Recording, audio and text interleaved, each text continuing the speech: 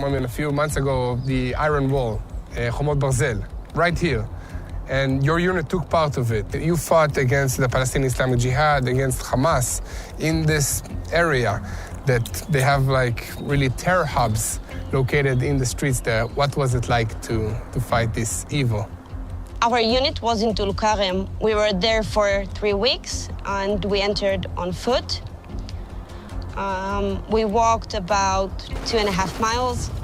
We stopped the terror that took place there.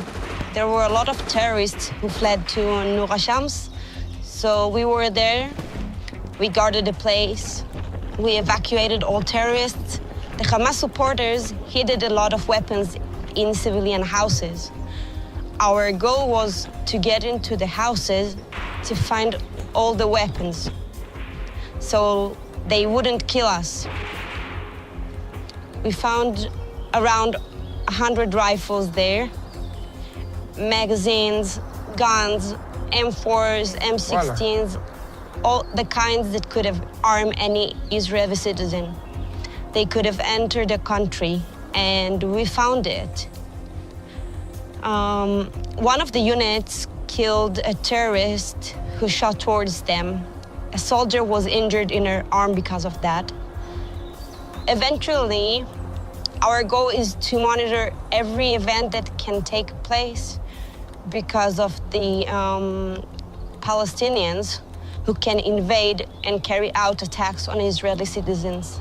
What was special was that we were not the only force in Tulkarem. There were many other forces from all kinds of battalions and units. I mean, we see how it doesn't matter if it's a mixed battalion or not. In the end, we are one for the other and we do the same work.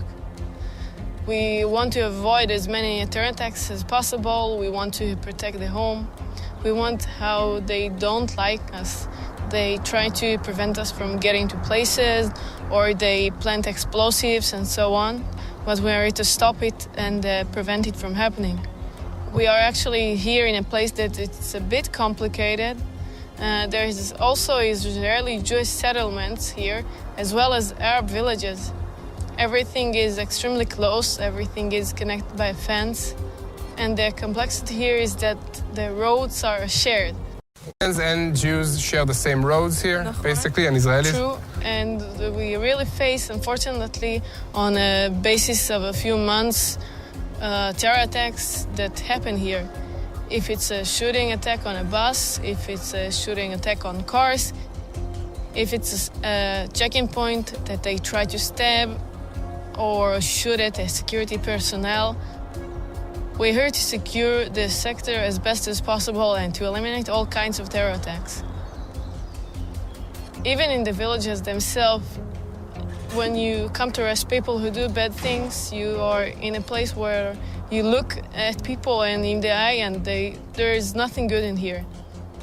You just look for the good in them and you just don't find it. You are paramedic. If I lose my hand in battle, you come and save my life. Yes, exactly. Did you have any experiences like this in the current fighting, in this round of hostilities? Yes, there were civilians. People wanted to enter Israeli territory. They threw stones at the soldiers, and they almost hit them. And one of the attackers lost his eye. The soldiers shot them in the leg to neutralize the threat. So we went and treated the person with the eye injury. We called our battalion aid station and the Red Cross to take him, and that's how we saved his life as well. Ah, cool. So you also treated a Palestinian that got harmed in this conflict. Yes, that's part of the paramedic's oath. We have to save every person. So you take an oath as a paramedic to save life in general? Yes. That's really nice. I didn't know that. You know, on top of fighting this actual war against Hamas and other terrorists in Judea and Samaria and in Gaza, Hezbollah, Houthis, Syria, we are fighting a war for the truth around the world. And people need to understand that the IDF is the most humane army in the world. And it has people like you, soldiers like you, that fight, but they also care about the lives of the Israelis, the lives of everybody involved. The Middle East is complicated. From a young age, it was my dream to be a fighter, to protect my home. My country is my home, and I didn't see myself doing anything else. Being a fighter is something I can only do in the army, and I really protect my home. I don't see any difference between women and men who guard this country here. It's a great honor. I'm the first daughter of my family who was enlisted in the army, so I want to do something meaningful, and I didn't see myself doing anything else.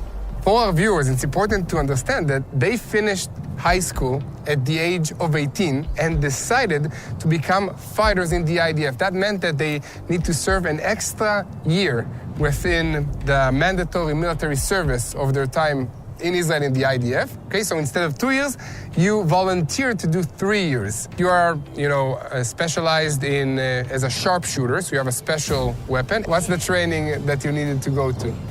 I finished high school after about 4 months. I enlisted in the army.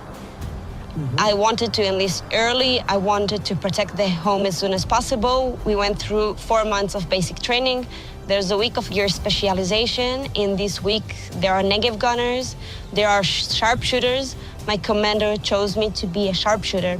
The training is just shooting during the fight, shooting at a distance because of the telescopic sight, magnifies by 4. And what is your, weapon of choice? What is your pakal in the I was really Negev.